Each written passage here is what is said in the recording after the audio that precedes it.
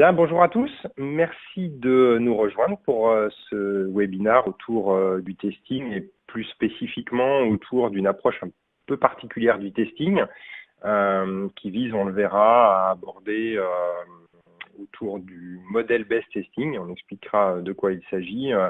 Eh bien, la possibilité d'aller optimiser, améliorer la couverture des tests. Alors pour cette présentation, aujourd'hui, bienvenue, donc Olivier Laplace, moi-même, CA Technologies, donc je suis architecte avant-vente dans l'entité, la ligne de business DevOps chez CA Technologies. Et puis c'est une co-présentation que nous faisons avec également notre partenaire Sogeti. Donc Christophe Barbery, qui est leader de la Testing Factory chez Sogeti, partagera avec vous, avec nous, un certain nombre de retours d'expérience sur justement l'utilisation du MBT et plus spécifiquement de Agile Requirements Designer. Voilà, donc comme je le précisais en introduction, le sujet c'est celui du testing et avec une approche un peu particulière, changement de paradigme en quelque sorte, qui vise à faire reposer la démarche de testing autour d'un concept qui est celui du MBT, pour modèle best testing. Donc voilà l'agenda que l'on vous propose et puis vous aurez l'opportunité, alors pas de pouvoir poser, vous savez peut-être si vous êtes un peu familier avec BrightTalk, les questions en direct, comme ça peut être le cas pour certains webinaires, mais vous pourrez les poser au travers de la solution et puis en fin de présentation, eh bien on répondra à l'ensemble des questions que vous aurez pu poser. Donc on a prévu un temps à cet effet.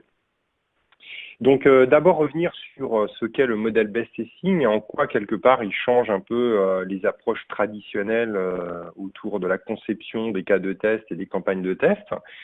Ensuite je préciserai et je détaillerai les principales fonctionnalités, surtout les principaux axes de valeur de l'Agile Requirements Designer, qui est donc notre solution chez CA Technologies qui permet d'adresser cette approche du testing autour du modèle best testing.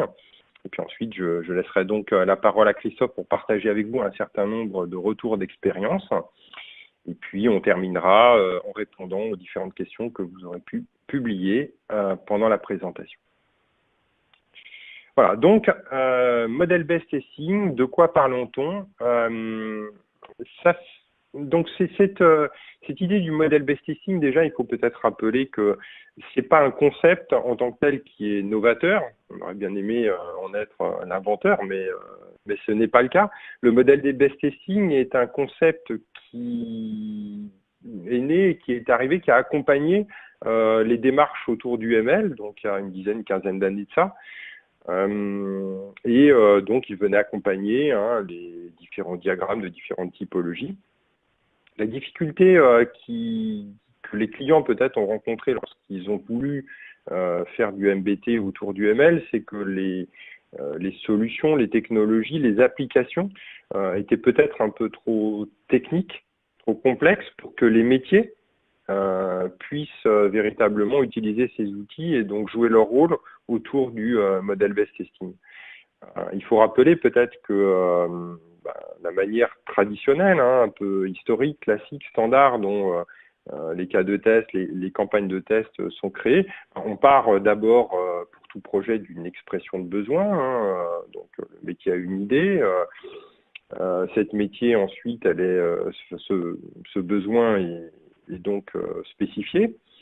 Ensuite, bien sûr, il va être développé et puis à un moment donné, il va falloir tester ce qui a été développé.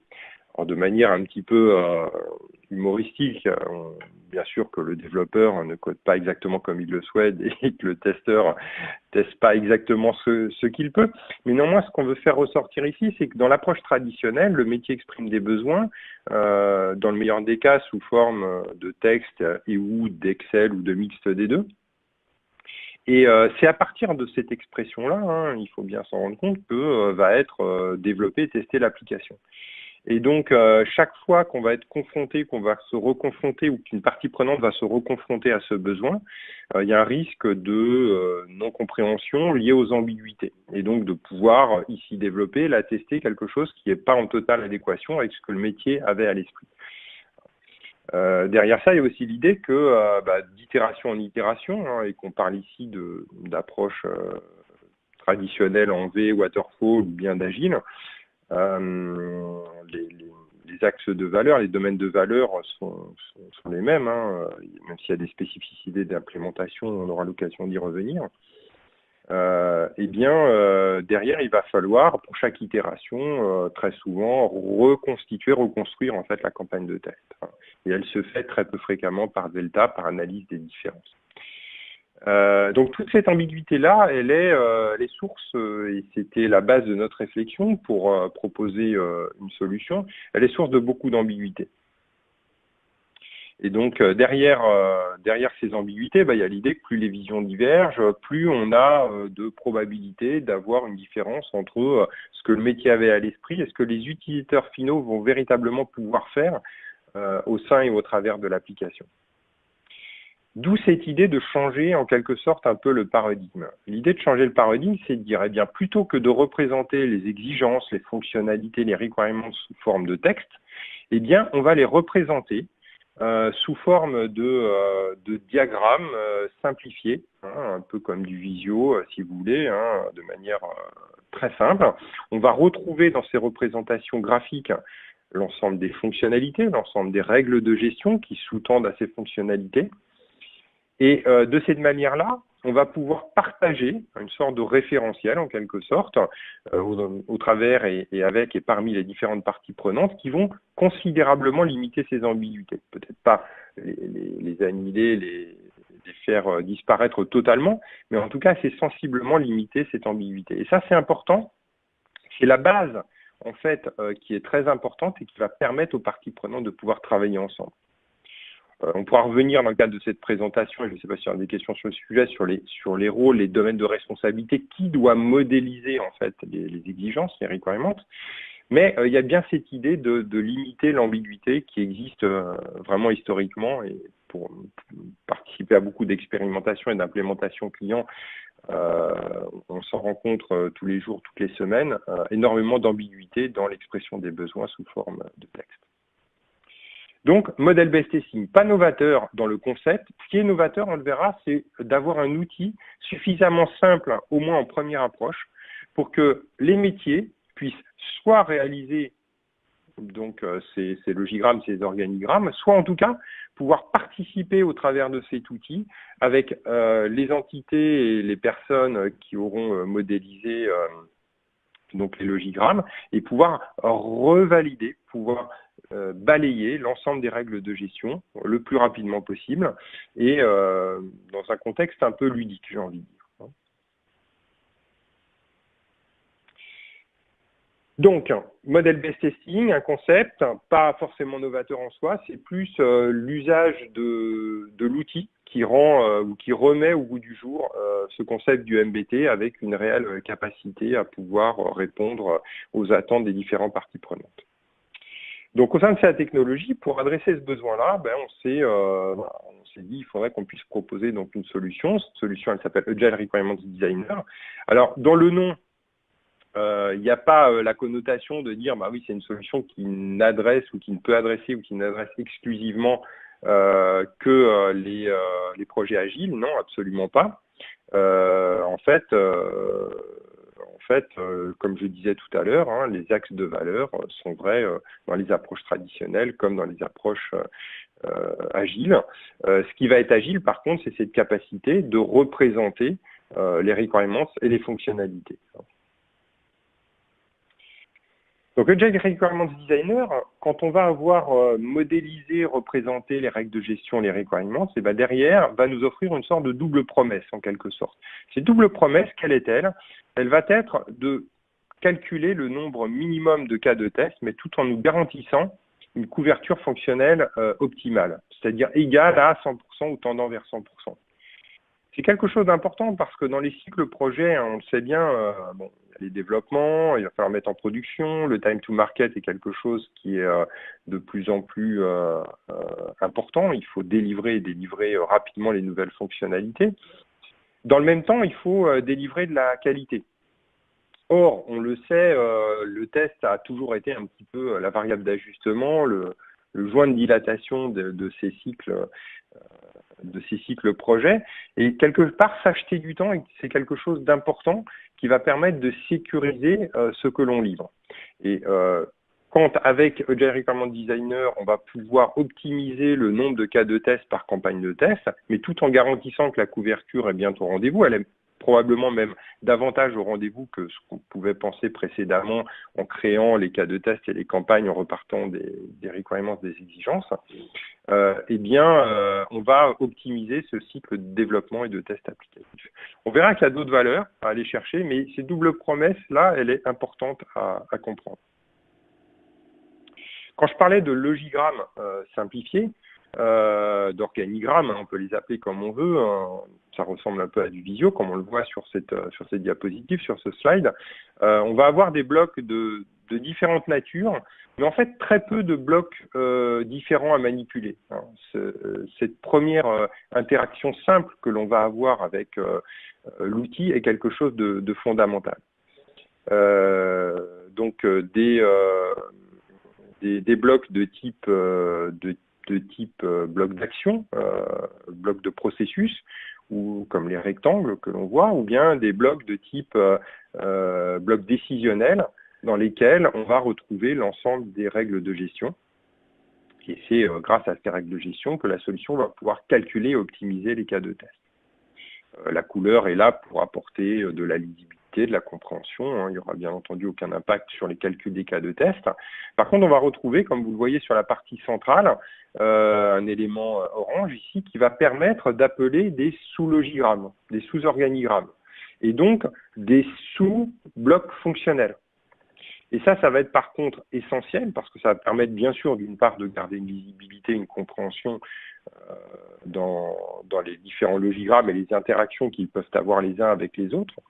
Mais la solution va aussi être en capacité de calculer les cas de test par logigramme et en remontant au niveau de la hiérarchie la plus complète. C'est-à-dire, je peux avoir, par exemple, fils, père et grand-père. Eh bien, sur chaque niveau, je vais pouvoir calculer les cas de test et avec les interactions que ces cas de test vont pouvoir avoir avec donc les étages supérieurs ou inférieurs. C'est très intéressant parce que ça nous permet de calculer les campagnes avec la granularité que l'on souhaite avoir, que l'on souhaite adresser. Donc, une modélisation simple, des blocs simples pour représenter les différentes exigences et les différentes règles de gestion. Une fois représentées ces règles de gestion, on va pouvoir utiliser un certain nombre d'algorithmes. Donc, la solution est mathématique derrière. Elle va utiliser des algorithmes mathématiques qui vont permettre de calculer donc les cas de test. Vous vous souvenez, cette fameuse double promesse, un nombre minimum de cas de test. Ici, la solution, on le voit sur l'écran, on a calculé 3. On voit la représentation graphique de chaque cas de test sur la partie centrale et puis l'enchaînement des étapes de ce cas de test plus particulièrement sur la partie droite. Donc, double promesse, donc minimum de cas de test et couverture optimisée. Il faut préciser que ces doubles promesses, c'est finalement une approche possible, mais ce n'est pas la seule approche possible. Quand on construit des campagnes de test, on peut aussi être intéressé avec une approche un peu différente, c'est-à-dire une approche qui peut être par exemple de priorisation. J'ai pu, moi, échanger avec beaucoup de clients qui me disaient « Ok, je vous fais confiance, vous êtes en capacité d'optimiser les campagnes, très bien, je vous crois. Mais moi, je sais aussi par expérience que j'ai très rarement l'occasion et l'opportunité, la possibilité de dérouler l'ensemble de mes cas de test. Donc, si vous êtes en capacité de pouvoir m'aider à prioriser ces cas de test, c'est quelque chose qui, pour moi, est essentiel. Donc, on va avoir la possibilité de différentes manières, en posant des poids sur différents blocs, de pouvoir prioriser, une fois calculés les cas de test, admettons 150 cas de test ou 80 cas de test, eh bien de les prioriser et donc de se dire, si j'ai le temps de n'exécuter que 70% de mes cas de test, eh bien je sais au moins quels sont ceux qui sont à privilégier. J'ai une autre possibilité encore, qui là va faire appel à plutôt des approches probabilistiques et qui vont me permettre de faire du risk-based testing, où je vais pouvoir mettre des poids de probabilité sur certains blocs et sur certains cheminements fonctionnels. Et ensuite, j'utiliserai une algorithmie qui va en fait dire calcule-moi les cas de test qui ont une probabilité supérieure à 70-80% de s'exécuter. Alors là, bien sûr, je n'ai plus la réponse à cette double promesse, couverture à 100% avec non minimum de cas de test.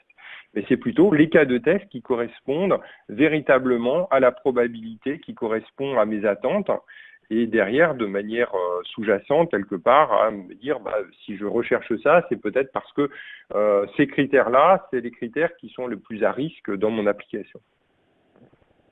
Donc, algorithmie mathématique, la solution, elle calcule très rapidement les cas de test, soit avec recherche de la couverture optimale, soit avec la recherche probabilistique souhaitée.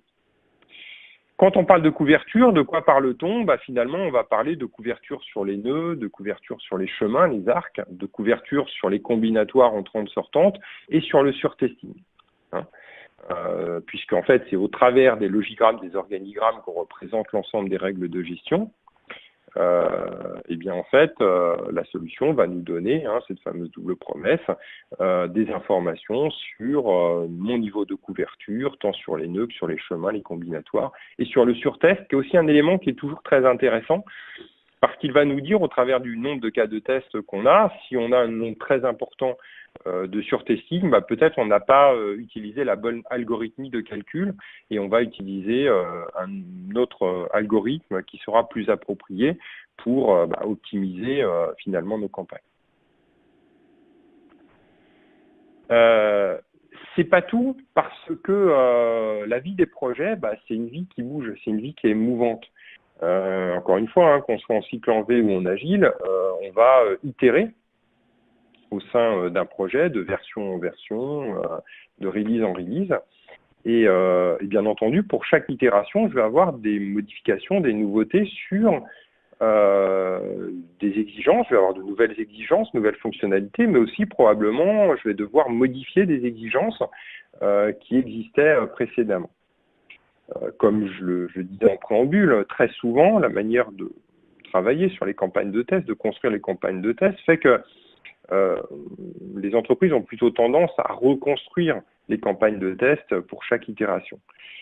Avec ARD, on va avoir une possibilité un peu différente. C'est-à-dire que j'ai une nouvelle itération, ok, ma première itération, mettons release 1, m'a conduit à avoir une campagne de 80 cas de test. Je vais être amené pour mon itération, ma release 2, à créer de nouveaux logigrammes, organigrammes, et puis en modifier des existants. Et là, ARD automatiquement va me dire, attention, par rapport à votre campagne de test précédente, les modifications que vous avez opérées sur les organigrammes impactent 15 de vos cas de test. Est-ce que vous voulez que je les répare pour prendre en compte ces modifications? Et donc, on peut lui demander effectivement de prendre en compte et donc de réparer en quelque sorte les modifications qui ont été apportées. Mais se référant à cette double promesse, à nouveau, c'est pas tout. Il va pas s'arrêter là. ARD va nous dire, attention, vous n'êtes plus maintenant à 100% de couverture, vous êtes peut-être redescendu à 87 ou à 78%. Pour retrouver 100% de couverture, il faut aussi rajouter ces 10 cas tests-là. Et ça, c'est assez intéressant parce que ça nous dit quoi? Ça nous dit que ces 15 plus 10 cas de test, donc 15 modifiés et 10 nouveaux, correspondent exactement au minimum que l'on devrait tester. Si on avait le temps véritablement de tester que 25 cas de test, eh bien ce sont ces 25 cas de test-là que l'on devrait absolument tester, puisqu'ils correspondent soit à des nouvelles fonctionnalités, soit à des cas de test impactés par des changements des fonctionnalités existantes. Et donc ça, c'est vraiment ce que j'appelle la possibilité de créer des campagnes par delta, quelque chose d'assez nouveau, et quelque chose qui s'avère même presque, j'ai envie de dire, essentiel dans le cadre des projets agiles, puisqu'on a des itérations qui sont très courtes. Et donc, ces temps très courts font que les personnes en charge des tests, avant de pouvoir tester, doivent s'interroger sur se dire, mais qu'est-ce que je dois véritablement tester?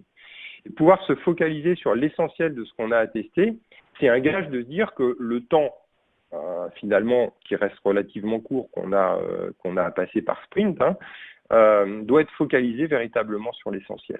Donc, on peut véritablement penser comme ça d'itération en itération ces campagnes par delta.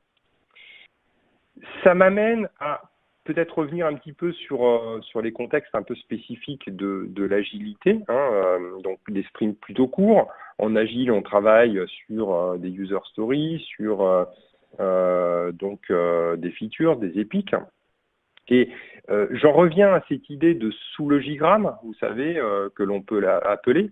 Et c'est quelque chose de particulièrement applicable dans le cadre des projets agiles. Les projets agiles apportent beaucoup en termes de capacité à délivrer rapidement, hein, c'est bien sûr ce qui en fait sa grande force.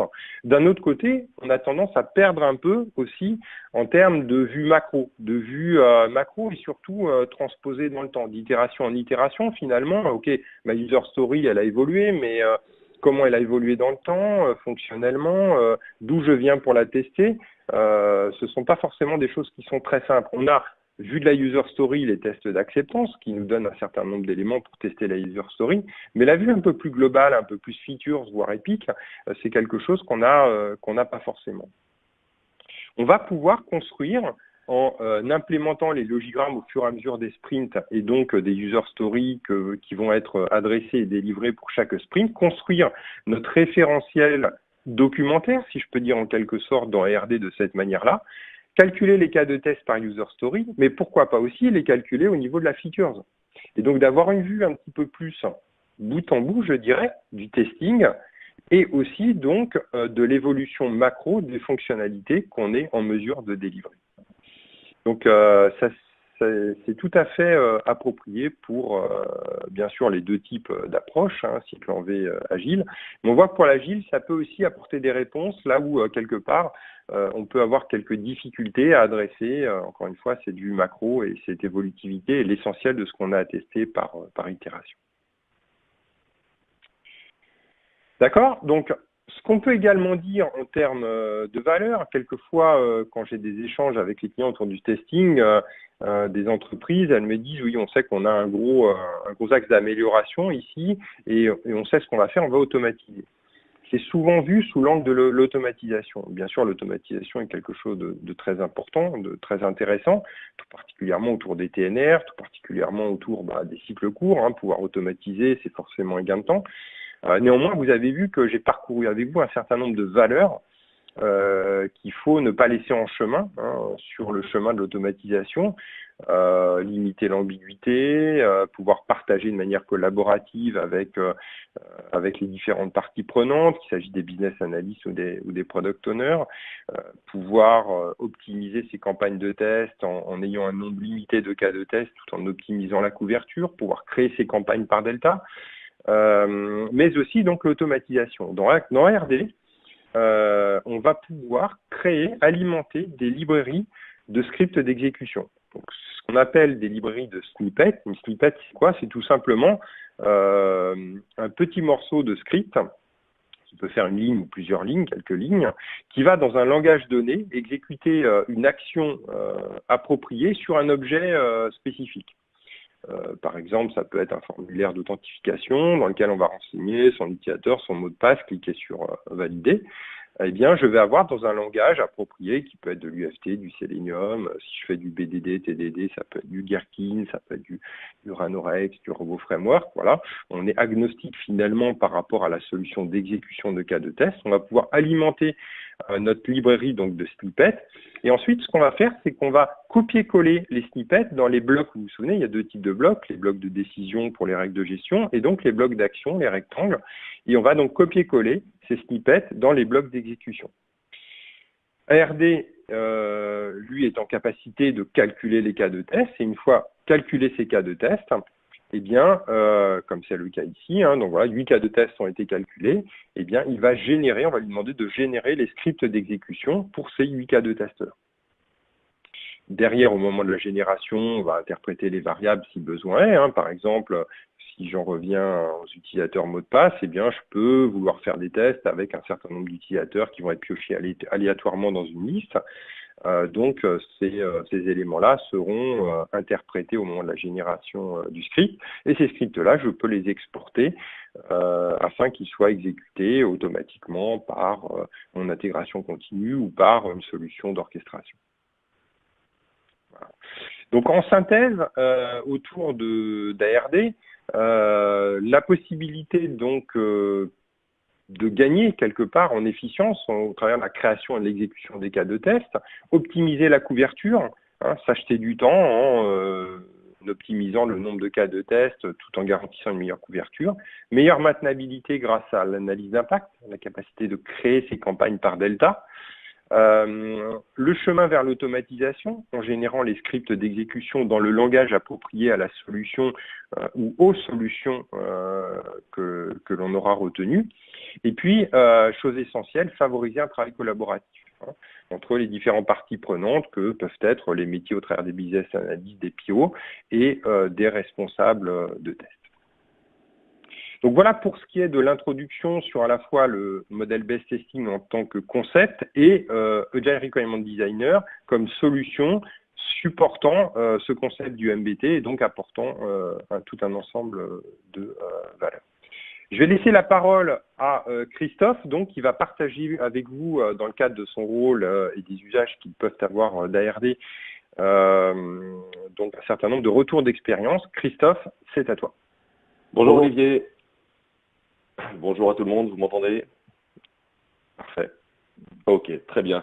Donc, je vais déjà commencer par me présenter. Je suis Christophe Barbery, je travaille chez Sogeti depuis maintenant un peu plus de 3 ans et je suis à la tête notamment de la Digital Testing Factory de l'ESTC qui se trouve à Bordeaux, pour lequel je réalise en fait avec mon équipe des campagnes de tests sur des solutions de tests omnicanal, que ce soit des tests de sites web, d'applications mobiles, de sites responsives et autres. Et tout ça pour plusieurs clients et dans différentes topologies de projets, que ce soit des cycles en V ou des cycles agiles.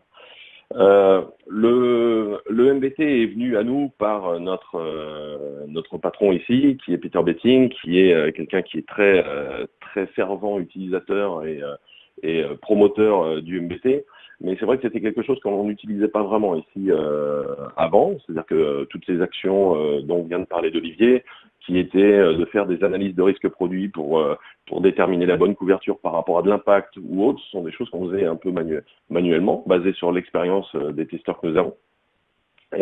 Et derrière, en fait, la solution du MBT permettait de répondre un peu à cette fameuse double promesse dont parle Olivier depuis tout à l'heure, qui va nous permettre d'aller plus vite, d'être plus serein sur ce que l'on fait, d'avoir une cohérence de ce qu'on va pouvoir communiquer avec les équipes amont, et de pouvoir rassurer un peu l'écosystème autour de la qualité. Donc, nous, pour pouvoir commencer à faire l'utilisation du MBT, on a fait un POC, d'ARD. On n'a pas que POC ARD, mais on a POCé aussi d'autres solutions de modèle-based testing. C'est celle-ci qui l'a emporté. Je vous expliquerai au fur et à mesure du temps pourquoi. Donc le POC, on l'a réalisé sur 2 projets, un projet de test pour une société d'assurance et une autre pour un e-commerce. Le but du jeu étant de se confronter à la réalité de nos projets et de vérifier que ce produit-là était bien éligible à pouvoir apporter tout ce qu'il nous promettait. On a étudié aussi les ABAC, puisque on avait compris que ça allait pouvoir nous faire gagner du temps, qu'on allait pouvoir gagner en charge. Donc on a fait une étude des ABAC, c'est-à-dire le temps qu'on allait mettre pour pouvoir modéliser et le temps que l'on met pour pouvoir concevoir manuellement. Et ce qui nous a permis de faire un comparatif et d'en tirer en fait un gain suffisamment substantiel pour qu'on puisse décider d'utiliser cette solution. Un contrôle de la couverture proposé par rapport à celle que nous aurions faite de manière manuelle. Nous avons des consultants testing qui sont des consultants qui sont experts en la matière et qui savent proposer des couvertures. Aujourd'hui, nous, on avait besoin de s'assurer que cette solution répondait bien en termes de couverture aux mêmes problématiques, aux mêmes exigences que nous aurions eues manuellement sur la couverture demandée, pour s'assurer que, en fait, même si on est sur des algorithmes mathématiques, ça répondait bien à ce que l'on attendait en termes de couverture. Et puis également, le dernier point qui n'est pas des moindres, on avait besoin de vérifier notre retour sur investissement, puisqu'on est sur un produit qui est sous licence, et on avait besoin de s'assurer que les gains qu'il nous permet d'avoir vont au moins, à minima, nous permettre de pouvoir financer cet investissement. Donc ça c'est pour la partie POC et c'est donc ARD qui est ressorti vainqueur des différents POC que nous avons fait. Et puis il y avait quelque chose qui était important aussi, c'était la prise en main. Dans certains, on a pu constater quand même que il y avait une certaine complexité à utiliser les outils pour le résultat qui est sensiblement le même. On est sur du MBT, mais on avait besoin qu'il y ait une acceptation de la part des utilisateurs qui soit forte. Parce que proposer une solution à des utilisateurs qui ne sont pas eux-mêmes convaincus du gain que ça peut leur apporter, on peut avoir des problématiques à l'utilisation, des problématiques de non-acceptation par l'utilisateur, et donc ça ne va pas dans le cadre de ce que l'on voulait faire. La formation a été faite par le biais de e-learning, donc chaque personne qui a besoin d'être formée suit une formation de base qui dure à peu près une journée, et en une journée, par le biais de e-learning, par le biais de vidéos, par le biais d'exercices sur des versions d'essai, a la possibilité, au bout d'une journée, de pouvoir être opérationnel sur du ARD. Alors bien sûr, il ne deviendra pas expert au bout de 24 heures. Par contre, il est capable de commencer à partir de ses projets, à modéliser et à avancer, à générer ses cas de test. On a également une appréhension rapide de l'outil, puisque il faut compter 2-3 jours après la formation, 2-3 jours à, on va dire, les mains dans le cambouis à travailler pour qu'on devienne vraiment 100% opérationnel. Donc on va dire sur une semaine de temps, la personne devient opérationnelle pour pouvoir faire de la modélisation et générer des cas de test qui sont des cas de test qui sont intelligibles. C'est-à-dire qu'on va être en mesure de pouvoir exécuter quand nous les aurons dans le patrimoine de test. Et puis, on a eu aussi la chance d'avoir un fort support fonctionnel de la part de CA Technologies qui nous a, dans des moments où on avait des questions, on avait besoin d'affirmer des hypothèses que nous avions, on a eu un retour de leur place, puisqu'on avait besoin de s'assurer que les différentes fonctionnalités qu'on allait pouvoir tester, on les modélisait bien et on répondait finalement aux bonnes pratiques de l'outil. Alors, d'une manière générale, c'était le cas. On avait besoin de se rassurer, nous, sur la forme d'époque, mais du coup, ça s'est bien passé. Et puis, on regarde aussi l'éligibilité à la modélisation. C'est-à-dire que tous les projets ne sont pas de suite éligibles. Nous, on avait besoin d'identifier, soit dans le cadre d'une refonte, il y a une refonte à faire, il va falloir réécrire tout le patrimoine, donc c'est la bonne opportunité pour pouvoir intégrer du MBT. C'est un nouveau projet qui arrive et qui est à concevoir. Donc là aussi, on part sur quelque chose de nouveau. Donc c'est le bon moment pour intégrer du MBT.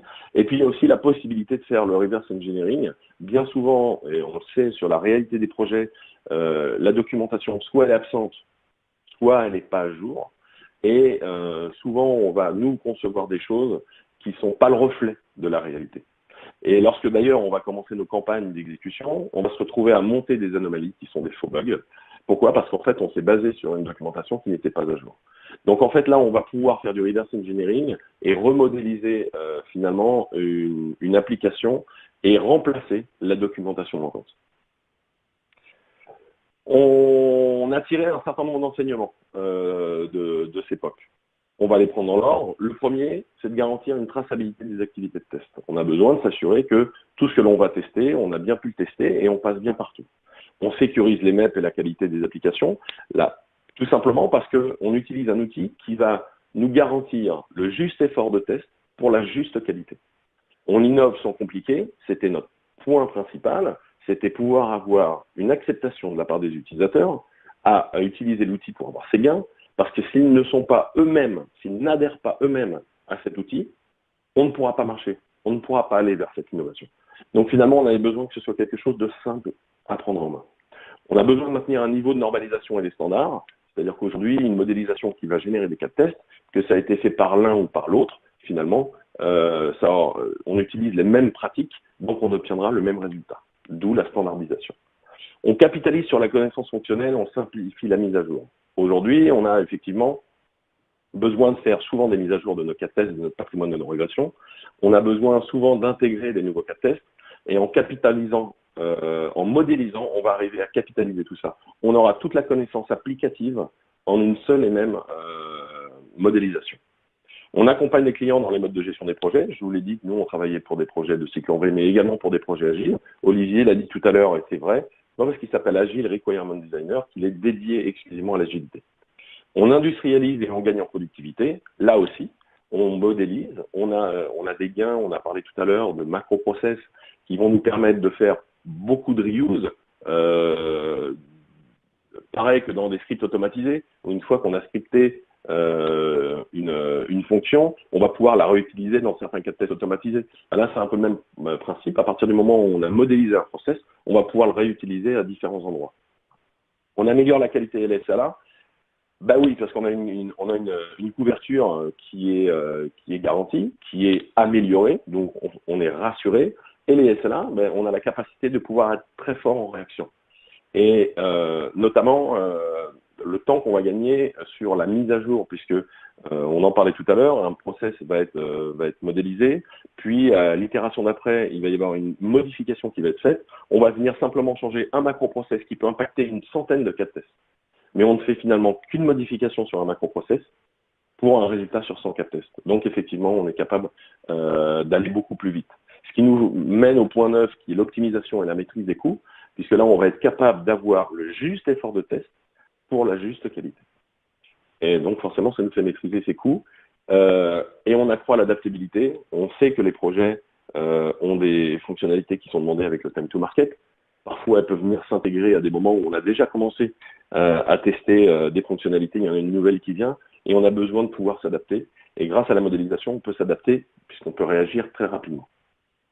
En tout cas, le grand point positif dans tout ça, c'est également la communication qu'on va pouvoir avoir entre nous, équipes de test, et les équipes métiers.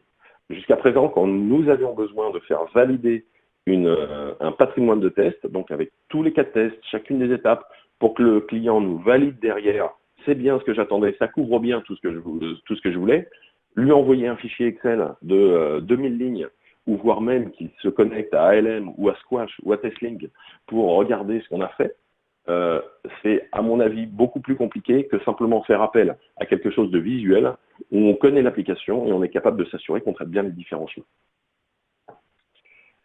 L'organisation, Olivier en a parlé tout à l'heure sans aller vraiment dans le détail. Nous, on a eu nos projets nous ont amenés à être, nous testeurs, les personnes qui modélisions. La modélisation peut pour autant être faite par les étapes d'avant, par le sachant fonctionnel, par la MOA.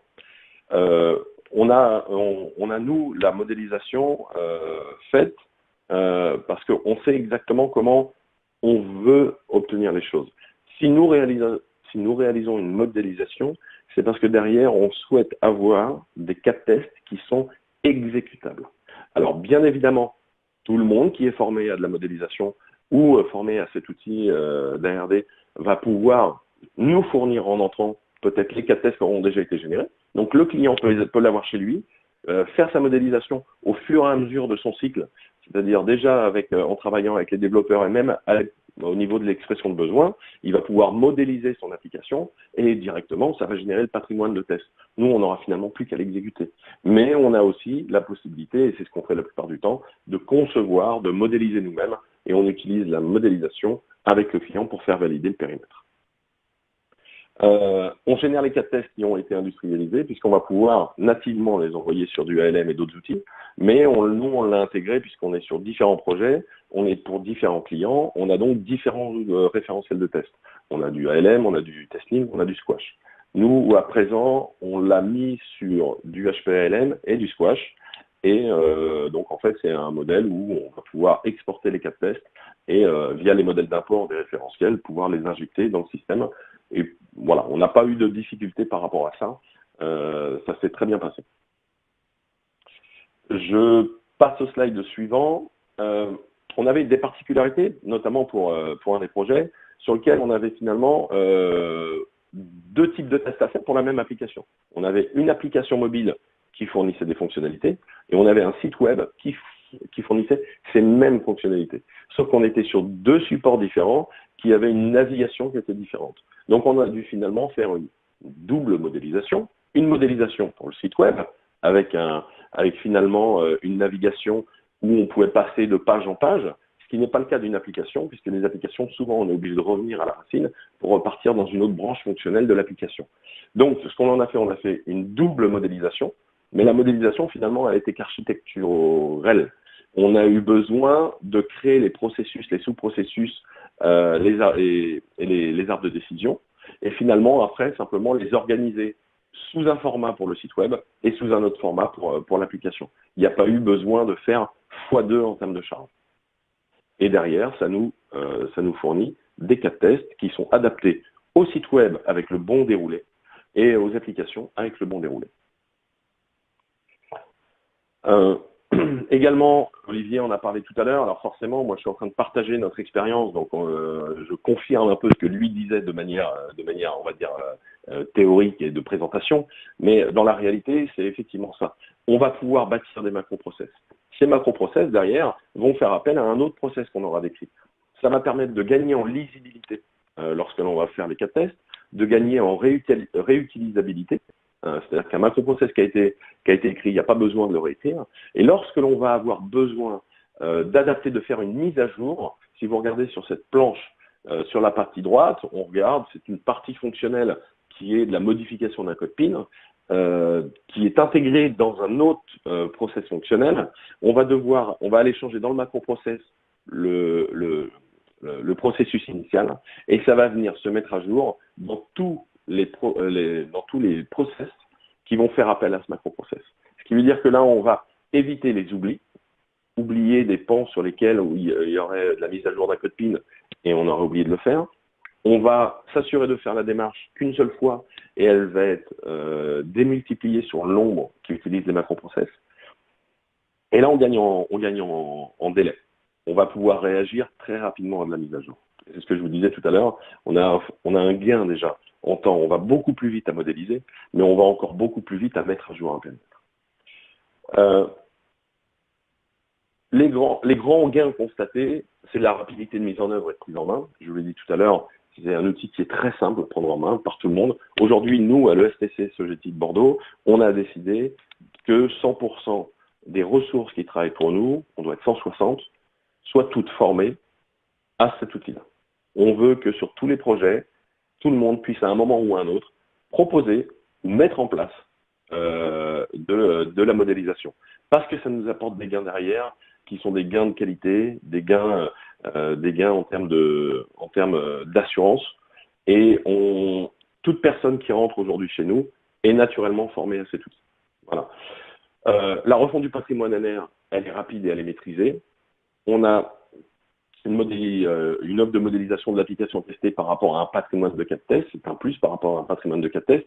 C'est-à-dire que les équipes métiers qui au départ n'avaient que des specs, effectivement le format Word ou Excel, vont avoir quelque chose de très visuel. Et ça aujourd'hui, c'est un livrable qu'on va pouvoir leur donner, en plus du patrimoine de cas de test. Ça facilite vraiment les échanges entre le test et les métiers, puisque c'est plus visuel. Et ça évite la validation des MOA qui est généralement celle qui est compliquée. Ce que je vous disais tout à l'heure, c'est qu'aujourd'hui, on va plus facilement pouvoir valider quelque chose de visuel qu'un fichier Excel de milliers de lignes. En mode agile, on va pouvoir se rapprocher des développeurs et s'assurer de la même compréhension. C'est même pas que au niveau des développeurs, Olivier l'a dit tout à l'heure, mais nous, on l'a vu au niveau des développeurs. C'est que à tous les niveaux, on va pouvoir en fait converger sur la même vision. Et on va pouvoir être converger sur la compréhension du fonctionnel. Et du coup, ça évite les pertes de communication qu'on peut avoir ou les incompréhensions. On identifie très rapidement un périmètre de non-régression lors des évolutions fonctionnelles. Il l'a dit aussi tout à l'heure, ça pour le coup, on l'a vraiment constaté également, c'est qu'on va modifier une fonctionnalité et on sait quels sont les cas de test à minima que l'on doit passer pour s'assurer qu'il n'y a pas, déjà que les nouvelles fonctionnalités fonctionnent bien, mais en plus de ça, que tout le périmètre NR qui est impacté va bien être testé. Voilà. Rapidité de réalisation, on va forcément plus vite à modéliser qu'à faire les choses à la main. On optimise la couverture de test et donc l'effort de test. Ça, c'est pour le juste effort, pour la juste couverture et la juste qualité. La génération automatique, donc là, on a des fichiers d'import qui vont pouvoir aller vers les différents référentiels de test. Et un gain important lors des mises à jour grâce à la variabilisation. Ce que j'appelle la variabilisation, c'est ces fameux process qu'on va pouvoir utiliser partout. On a besoin d'échanger qu'une seule fois. Donc, on identifie également les anomalies de conception et on réduit les coûts de correction, forcément. On va beaucoup plus vite à pouvoir concevoir et on a des retours beaucoup plus rapides. On valide un fonctionnel plus rapidement. On capitalise de la connaissance fonctionnelle et métier. Parfois, des projets n'ont pas de doc ou des docs pas à jour. Ça peut devenir la nouvelle doc. on réduit forcément les coûts. Et pour aller plus loin, on peut générer des scripts de tests automatisés. Donc, c'est ce que disait Olivier tout à l'heure. Nous, on est en train de le poker actuellement. Et notamment, on est en train de l'utiliser avec Robo Framework et des gestionnaires de mots-clés pour pouvoir générer des scripts automatisés, voilà, par le biais directement de la modélisation. C'est tout pour moi, c'est tout pour notre retour d'expérience. Olivier, est-ce que tu veux reprendre la main? Oui, tout à fait. Merci, merci Christophe d'avoir étayé et habité, je dirais, ce que j'avais pu effectivement présenter de manière un peu conceptuelle, hein, je dirais, dans la présentation générique. Et c'est vrai que ce retour d'expérience-là, tant par la démarche que l'organisation, que du coup certains retours d'expérience, d'usage, voilà, ça habite vraiment ce qui a pu être présenté précédemment. Donc merci beaucoup de ce retour. Il va nous rester quelques minutes pour peut-être prendre quelques questions, hein. Donc je vous rappelle que donc effectivement on a certaines questions qui ont été posées, mais vous pouvez poser au travers de l'interface des questions si vous le souhaitez. Alors, je vais en prendre une là qui adresse le sujet de du MBT et voilà. Donc est-ce que le MBT et donc ARD oblige à faire des tests de bout en bout? En fait c'est une remarque que j'ai eue plusieurs fois, en général de personnes qui ont expérimenté le MBT d'il y a quelques années. Et c'est vrai que peut-être au travers de certains outils, la modélisation obligeait peut-être à des cas de test,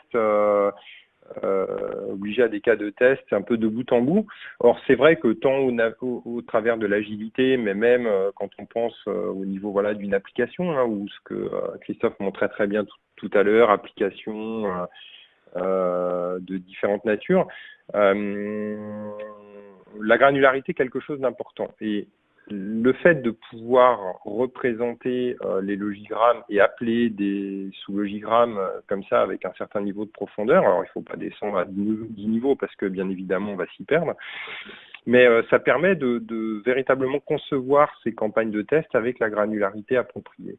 Et donc de tester par exemple à l'intérieur d'une application web, d'une page particulière, un scénario particulier, mais aussi de remonter avec des tests plus de bout en bout. Alors, ce qu'on va plutôt faire, justement, c'est de se dire, quand on va être sur une granularité faible, basse, effectivement, on va tester plutôt l'ensemble des règles de gestion. Là où plus on va remonter au niveau bout en bout, plus on va se focaliser sur des tests, des cas passants, en fait, hein. Voilà. Et en fait, on peut tout à fait, en modélisant, en respectant les bonnes pratiques de modélisation, construire ces cas de test de cette manière-là. Voilà. OK. Donc, on a des questions. Est-ce qu'ARD permet de gérer les jeux de données? Alors, c'est quelque chose qui est bien évidemment important, puisque derrière les cas de test, il n'y aurait probablement pas vraiment de cas test s'il n'y avait pas des jeux de données derrière, hein. Alors, certaines fois, c'est tout particulièrement vrai quand on fait du batch, mais avec ARD, on peut modéliser à peu près tout type de contenu, j'ai envie de dire, de besoins. Les tests sont souvent orientés données. Dans ARD, puisqu'on modélise les règles de gestion, on est orienté règles de gestion. Mais bien évidemment, derrière ces règles de gestion, il y a des données.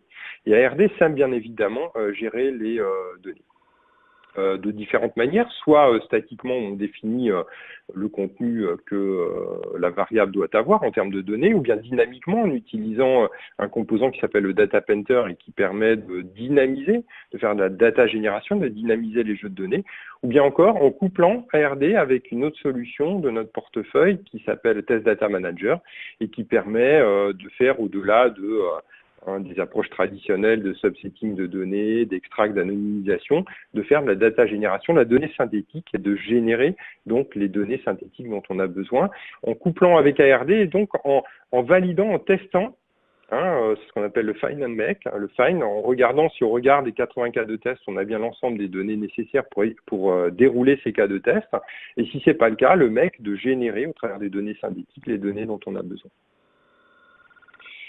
Voilà, il y a une question, tiens, comment se passe une mise à jour des cas de test s'il y a de l'existant dans Squash TM?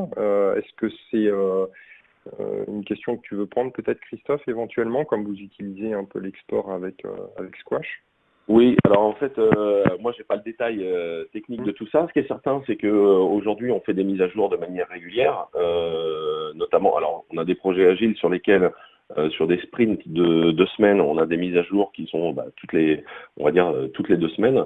Donc en fait, on régénère un nouveau fichier dans lequel on vient mettre à jour les cas de tests qui sont existants, soit bâtir les nouveaux cas de tests, intégrer les nouveaux cas de tests, de nouvelles fonctionnalités. Que ce soit dans Squash TM ou dans HPALM, finalement, le fonctionnement est exactement le même.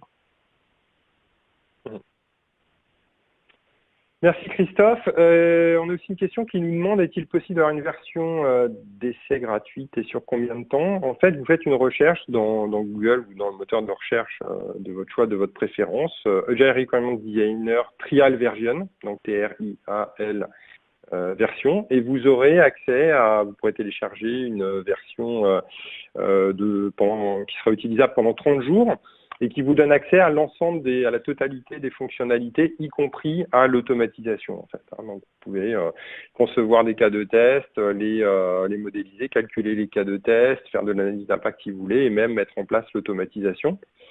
Je vous engage néanmoins, la prise en main est vraiment, comme l'a confirmé également Christophe, assez simple. Néanmoins, il y a aussi quelques bonnes pratiques à essayer de s'approprier assez rapidement.